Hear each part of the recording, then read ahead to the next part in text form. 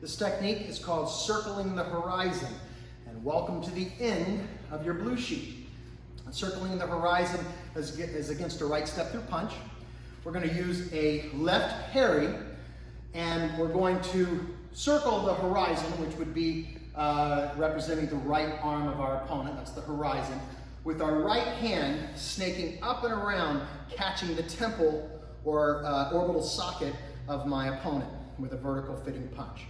Now I'm going to ricochet right off of that vertical punch impact to the face, allowing my right hand to travel back to my body, and I'm going to land forward with my right leg with an elbow strike.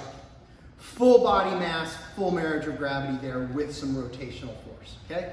So, looks like this.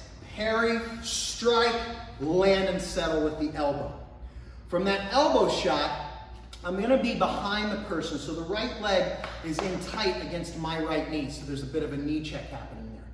So from that elbow, I'm going to drop my weight into a wide kneel, and I'm going to take a chop to the back of their knee, so it's bam. From that chop, I'm going to allow that arm to continue in its orbit there and go right back into a inverted hammer strike to the groin. Cross out, step back, on guard. Okay? We'll take a look at this one on this angle here. So the left leg steps off the line. I shoot the first punch, rebounding off, settling with the elbow. Wide kneel stance, chop to the back of the knee, all the way through to a inverted hammer strike to the groin, cross out, and step back on guard. Let's go ahead and take a look at this one on Sensei Gate. As he comes in, I parry hit. Okay? One more time. Cat up, parry hit, and from that parry hit, I land close to his knee, checking with the elbow strike. Now from that elbow strike, I take my right hand, chopping to the back of the leg, back of the knee, continuing through that action, hammer strike the groin, cross out, step back, on guard. Let's go ahead and open it up for him. The next angle. As he comes in, 1, 2.